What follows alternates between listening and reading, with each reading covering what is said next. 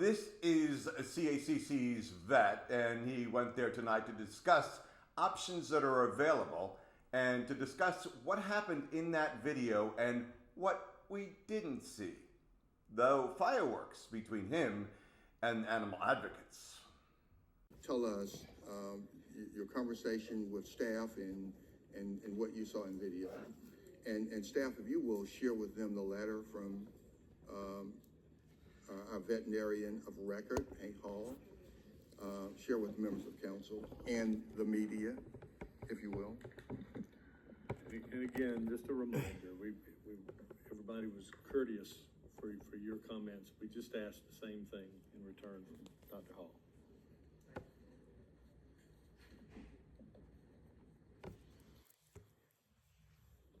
Mr. Hall, you're okay. I feel like Daniel in the lion's den. Okay.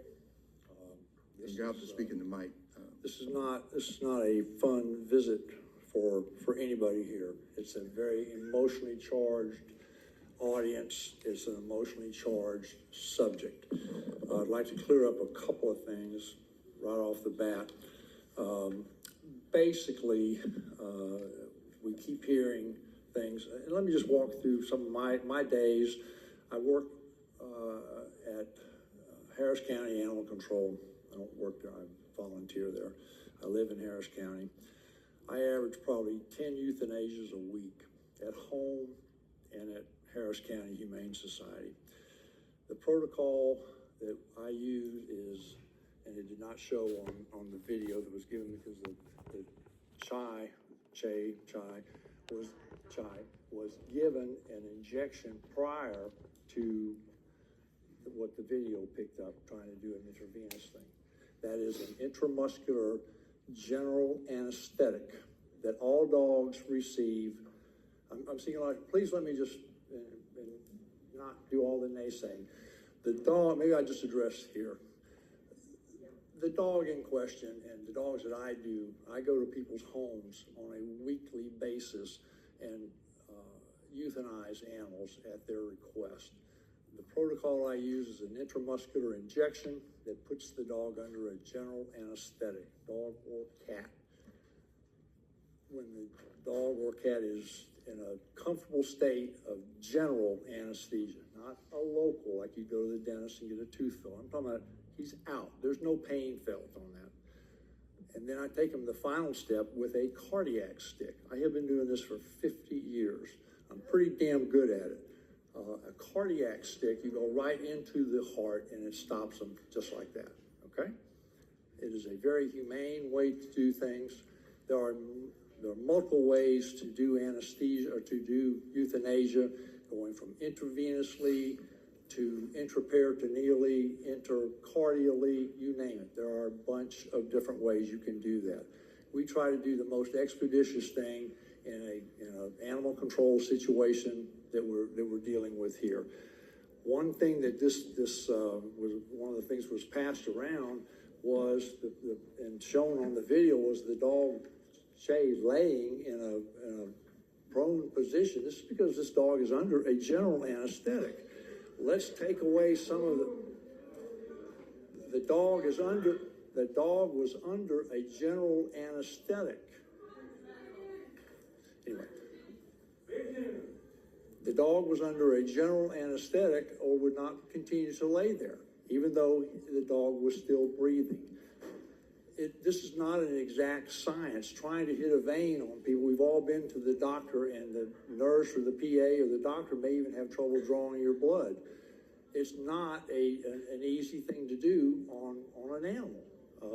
Dogs, cats, kittens. We used to train people in the medical field because we would use dogs and cats to help them learn to get some proficiency in hitting a vein. The lady in question, I do not want her thrown under the bus. She is a very competent individual and a very caring individual. And the reason she dealt with Shay, because she could at least approach Shay. Shay was not a friendly dog at all. And I'm not going to allow those people to be thrown under the bus because of our advocates and our activists here are very emotional. We're all emotionally charged.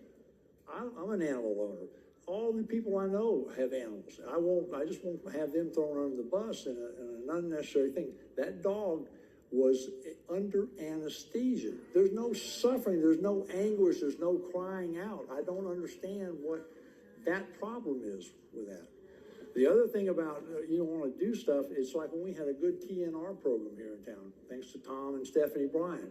The more animals we got neutered, and the TNR trap, neuter, and release and return, we cut down on animal control accessions. We cut down on animal euthanasias.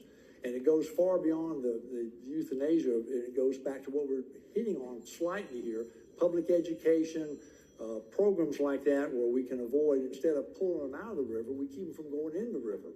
So when we have stuff like that where, who disagrees with, one of the ladies up here said, innocent dogs do not need to die. Who disagrees with that? Nobody disagrees with that. We're animal fans. We should not have to do that. But we do. The reality is we live in a real world. What are we going to do with these guys? Everybody that speaks up here going to take 10 dogs a week, take them home? What are you going to do with them? Build a bigger procedure, a bigger building, warehouse these animals? We are understaffed at animal control as it is now because we just don't have the room for them. Then what do? You keep adding on, you keep keeping them. What? Give me a solution.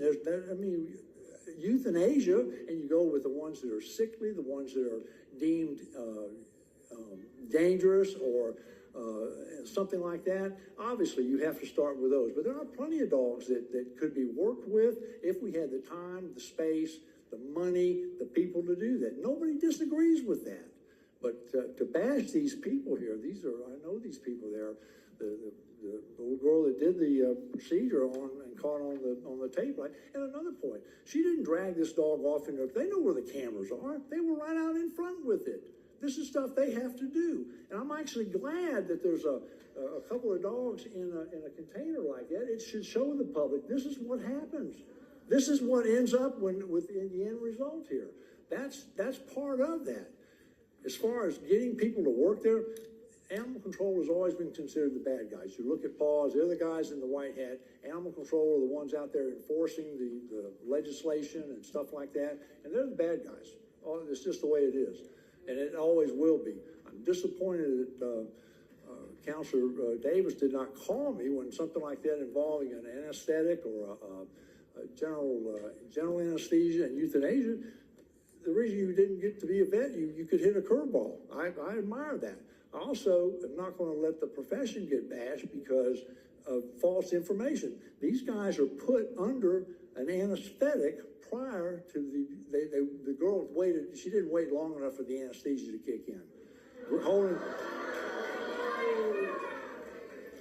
evidence by the dog is laying in a state of repose because of the general anesthetic, not from the euthanasia.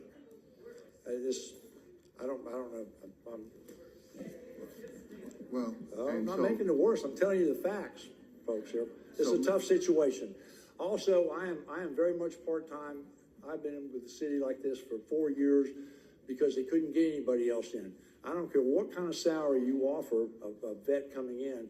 If he walks into a place like where there's that much activism and oversight on the part of the overall population, it's hard to get people to come and work there as employees at animal control, and it's even harder to attract a vet to come in and take over something like it, regardless of the salary. There'll always be a bad guy. I practiced for 50 years. I've got a pretty decent reputation, or had one until all this stuff. Now, but who speaks for the animals? What happens if I walk out of this and say, I'm done with this stuff here? Then good luck getting another vet in there. You shut down is what you'll do. And your points are well taken. Then we do need to do something. And I think the mayor and Counselor Davis are right on hiring a full-time veterinarian that can address all of this issue like that. Who doesn't want better care and control for our animals? We all do. We're all talking about the same thing. But when we get divisive like this, it's crazy. It just gets out of hand. So I'm here to help, and open to anything. But I wanted to clarify a couple of things. Also, one other thing, I do a cardiac injection not a cardiac stick, it's an injection of a lethal solution when they're under anesthesia. A cardiac stick came in a previous administration. That was a way you could actually test to see if the animal's heart was still beating. If you could not hear it, if you could not feel it, in a kennel situation, which the noise is nearly always deafening, it's hard to hear in a stethoscope. A stethoscope in this case should have been used. I don't know why it wasn't. So, Mr. Mayor, let me thank our vet. I can't hear myself, but let me thank the vet for